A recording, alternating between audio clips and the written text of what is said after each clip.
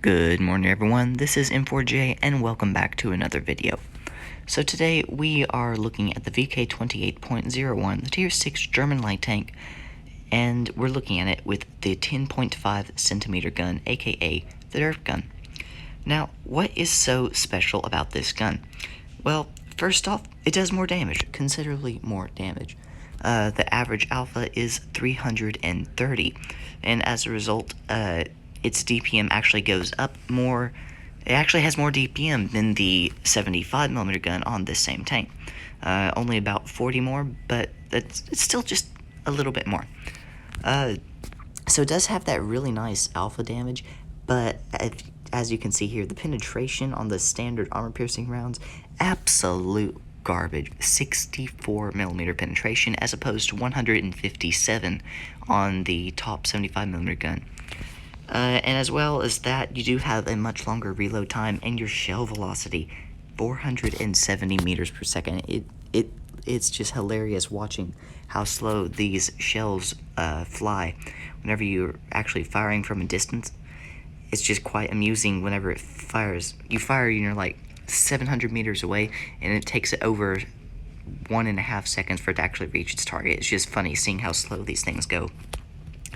So that's the armor piercing, and because it's armor piercing, you will lose penetration over distance, so I don't normally shoot armor piercing unless I'm practically point blank range.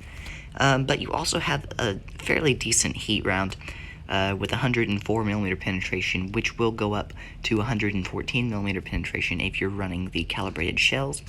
And you also have an HE round with 410 alpha and 53mm penetration, although again that will go up to about 58 when you're running those calibrated shells. And a side note on the heat round, it actually has even lower shell velocity than the armor piercing and high explosive rounds, but that it still does 280 alpha damage. So if you want to just load the gold and have some HE in case you can actually penetrate a few light tanks, then by all means that would work just fine and run the calibrated shells. Personally, however, I run the gun rammer. I don't believe that the bonus from the calibrated shells is enough. Besides that, I know what I can penetrate and what I can't with armor piercing. I normally just fire HE anyway. And the dispersion, as you can see here, it actually has the same aim time and dispersion on the move as the 75mm gun, but the base value dispersion is just absolute garbage. 0.489, that's pretty close to what the KV2 is whenever you've got it fully aimed. Your power to weight ratio does go down a little bit because this gun is heavier than the 75mm gun, but that does make it much easier to, it makes it easier to ram the enemy tanks whenever you're heavier than when you're lighter, of course. And I don't do much ramming in this tank unless I'm coming up across another light tank, like, say, an AMX LC Biscuit or something like that. Then I'll go in for the ram just for the fun. But if you do like to ram, then that derp gun, it's quite fun ramming those small French light tanks. Because you can just come up, ram them, do 400 damage with the HE, and then take away the rest of their health with a little bit of ram. But so now, let's get into these replays, and let's see just how much fun this derp gun can be. So first of all, we are on Mayan Ruins, and as a matter of fact, the second game that we're going to have here is also on Mayan Ruins. And amusingly enough, I actually had a game in the same tank on the same side of the map, I think 2 weeks ago or something like that, where I aced this tank with using this derp gun. However, I did not record that game. I mainly aced it because of all the cap points I got, but I've recorded these 3 games here today. I thought that they were the best examples of how to play this tank. So first off, we have taken base C. You will notice that while I am playing this tank, I am playing very aggressively. I'm trying to exploit holes in the enemy defenses, rush in, get around to their sides, and hit them with my low penetration rounds in their weaker areas of their tanks. And that's pretty much exactly how you play the T49. And that is the reason why I have asked in the title of this video, is the VK28 a Tier 6 T49? Because it plays very similarly to it. Now granted, you don't have the 10 degrees of gun depression that the T49 does have, but you pretty much have to play the same way. You push up, kind of spot the enemy team for a bit, see what they're doing, and then exploit any holes in their lines, get around to their sides and rears, and just hit them hard with those nice alpha rounds. So as you can see that we've done a fairly good job of that so far, already up to 1,600 damage in just a couple of shots. We've picked up those 2 kills, and there's still an icebreaker and an SU-100Y on the enemy team. I do notice, however, that the enemy team are capturing base B, so that is a very strong, that's a definite indication that the SU-100Y is there capturing base B. So I do drive by on this icebreaker. Unfortunately, my heat round goes right over his the top of his hull, and I'm going to come around here, I spot the SU, and I'm going to load up this heat, because I can't penetrate the SU-100Y with armor piercing. So I do get a nice 299 roll there into his back. Switch to the armor piercing. As you can see, I kind of can penetrate him, but it's not very easy. So I'm going to go back to the heat to guarantee that round. He's one shot anyway. We shut him down. It now leaves just the icebreaker on the enemy team at an easy HE splash away from being dead, but he gets taken out before we can get there. So not a bad game there. 2,152 damage and 3 kills, and we actually bounced around as well. Only a second class with 813 base XP, unfortunately. So, again, Mine Ruins, we push up here right away. We're capturing base C and trying to see if we can spot the enemy team. Now, you're going to notice I have HE loaded right off the bat. I wasn't sure. The reason for this is because I'm not fully sure what tanks are going to come around the corner first and whether or not I'm going to be able to penetrate them. So I automatically load the HE just for that very first round so I can see if I can do anything. And if I had loaded the heat, it probably would have bounced off that Type 58 anyways. And that is the beautiful thing about this derp gun's high explosive.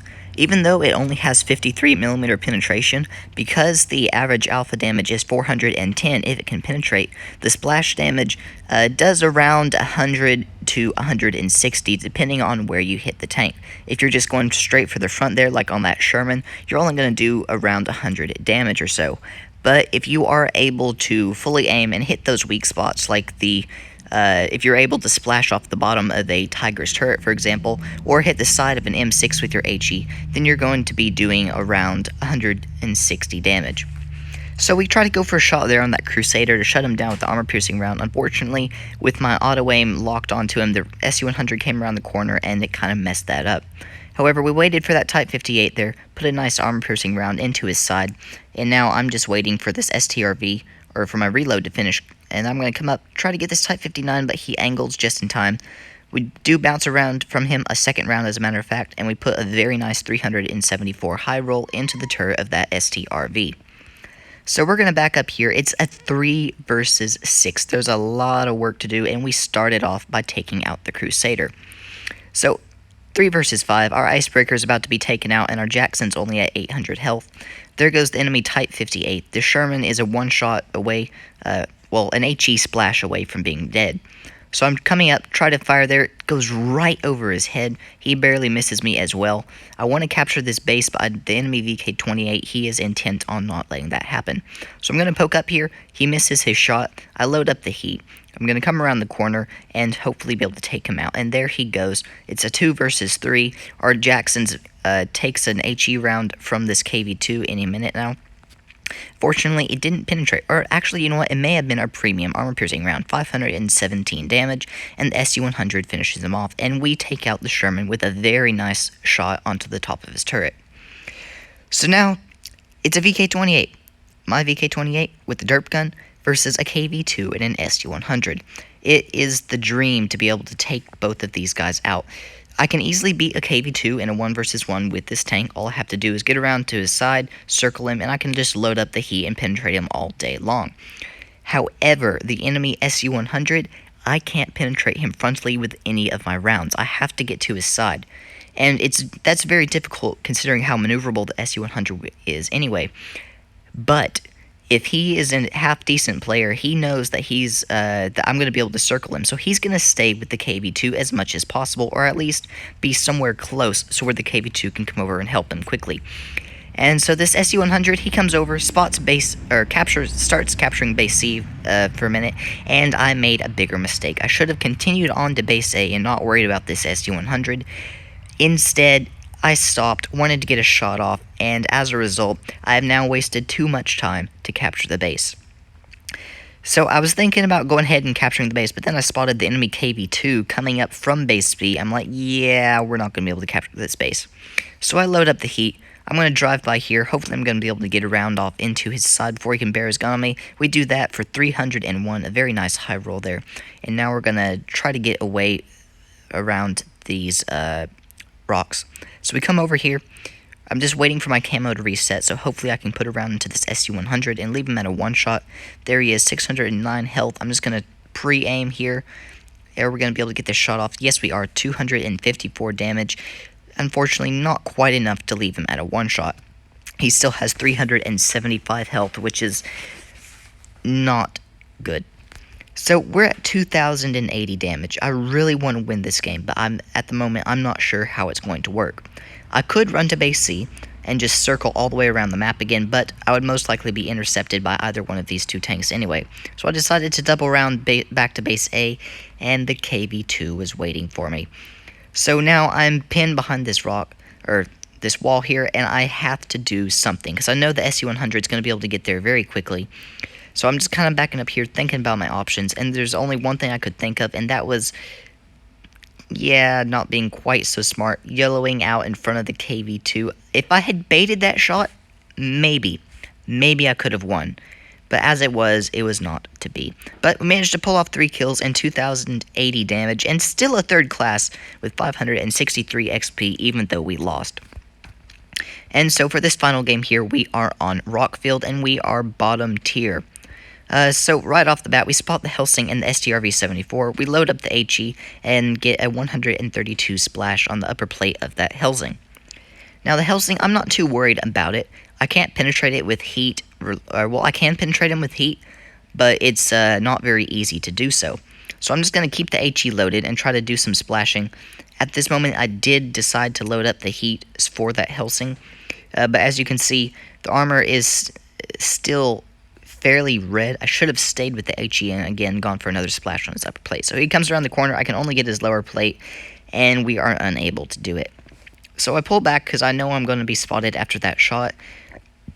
I am paying attention to the STR-V74, who looks like he is pushing, and the Helsing is too. He's coming around the corner. We put another round onto his upper plate for 134 splash damage. I don't want to take any rounds, unfortunately. I do. Leaves him at 41 health. I'm going to come up, give him a little tap, and my team shuts him down. And then the enemy STR-V74 decides to rush me. So I put a nice armor-piercing round into his side. I'm going to use this Helsing as a shield as much as possible. The STR-V completely misses that shot there. I'm just driving back and forth, trying to get fortunate. I load up the HE because I can penetrate him in the side, get a very nice 462 round into him. So again, I'm angling here. I do get a nice bounce from this STR-V. Unfortunately, he will be able to reload before I am. I'm going to load up the heat, and we are able to finish him off, being the only one on our team to shoot him. So that was a whole 1,020 damage just for ourselves. So it's now a 7-on-4. It looks like we're going to win fairly easily. Our team has bases A and B. C is still not quite able to be captured, because we don't know where the other two... Nope, now we know where all 4 of the enemy team are. So I'm going to come up here, go for this M6. Unfortunately, I end up bouncing off of his turret or the top of his hull. So I'm trying to back up here. My STR-V74 does block me. I don't want that to happen because I am a one-shot. I am now reloaded. He is a one-shot as well. I'm just going to load up the HE, splash him in the side, and there he goes. So now... there's this ARL-44 on the enemy team at 565 health. I'm going to load up the HE, come around to the rear, and hopefully we'll be able to put a round into him before our team can hurt him, and that is exactly what we do. So bye-bye ARL-44 for 365 damage, and it now leaves just this T-29. So I've got the HE loaded. I can penetrate him, but I didn't want to risk that there, especially with me being a one-shot. So I put an armor-piercing round into his back. He gets tracked by our T-29, and I'm drive up behind this rock to sit here and hopefully not get shot in return. So he's at 137 health. I'm fully loaded. Load up the HE, poke out, and we shut him down. So another nice game there in the VK28. 2,120 damage and 4 kills as well, and a first class badge to go with it with 1,009 base XP. So as you can see, VK28 with the derp gun, it's not that bad to play. It's actually quite fun if you know what you're doing. You just have to be fairly aggressive and at the same time cautious. It takes a very delicate balance between being overly cautious and overly aggressive that I have had to toe the line very often. But when you do it right, it pays off. You can have so much fun in this tank. It's like a tier 6 T49 with a low penetration gun. Its main rounds that you're going to be firing anyway being heat and high explosive. It is loads of fun if you know what you're doing. But this is M4J. I hope you enjoyed this video. If you did, please leave a thumbs up, hit that subscribe button, and be sure to check out some of my other videos as well. And I have another Make Me Suffer video coming very soon. This is M4J, over and out.